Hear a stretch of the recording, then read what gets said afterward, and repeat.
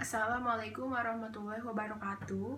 Nama saya Aura Falika Kurniawan dari kelas 11 IPA 5. Di sini saya akan sedikit bercerita tentang pahlawan sebelum tahun 1900-an, yaitu Sultan Hasanuddin atau yang biasa dijuluki ayam jantan dari timur. Jadi, Sultan Hasanuddin ini merupakan salah satu dari Raja Timur yang berhasil membuat Belanda kelimpungan karena ide besarnya yaitu menolak untuk memonopoli perdagangan oleh perusahaan Belanda atau VOC. Nah, jadi nama Sultan Hasanuddin ini Muhammad Bakir I Malambasi Deng Matawang Kareng Bontong Mangape, lahir di Makassar pada 12 Januari 1631 dari pasangan Sultan Malikus Said yaitu Raja Goa yang ke-15 dengan Isabe Tomo Lakuntu. Sejak kecil, jiwa kepemimpinan ini sudah menonjol. Selain itu, dia juga cerdas dan pandai berdagang. Oleh karena itu, jaringan dagangnya di Makassar sangat bagus, bahkan dengan orang asing sekalipun.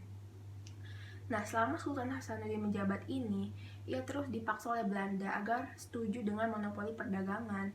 Tapi Sultan Hasanuddin menolak karena dia menjunjung tinggi prinsip dari ayahnya, yaitu hasil bumi dan lautan harus digunakan secara bersama-sama. Nah, karena penolakan itu, Belanda yang dipimpin oleh Letnan Cornelis Spelman menyerang kerajaan-kerajaan kecil di timur. Namun, untungnya masih belum bisa menduduki kerajaan Goa. Nah, jadi Sultan Hasanuddin ini selain mendapatkan ilmu dari ayahnya, dia juga mendapatkan ilmu dari Mangkubumi kerajaan Goa, yaitu Karaeng Patinggaloang.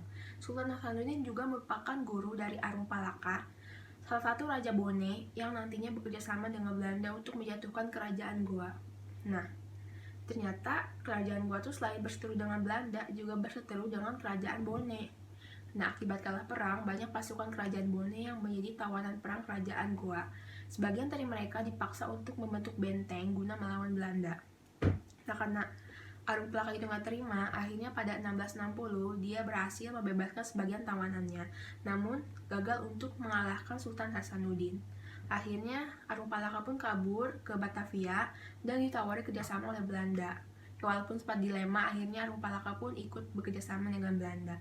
Nah, dimulailah Perang Makassar pada 26 November 1666 dan berakhir pada 18 November 1667. Nah, akhir perang tersebut memaksa untuk Sultan Hasanuddin menandatangani sebuah perjanjian yang disebut dengan Perjanjian Bungaya pada 18 November 1667. Namun, karena Sultan Hasanuddin merasa dirugikan, akhirnya dia pun menyerang Belanda lagi dengan membajak kapal perdagangan Belanda.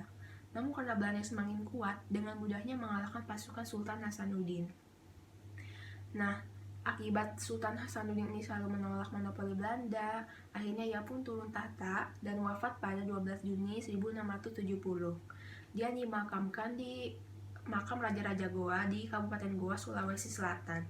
Ya, untuk dihargai, dia pun akhirnya diangkat menjadi pahlawan nasional dengan keputusan Presiden nomor 087-1973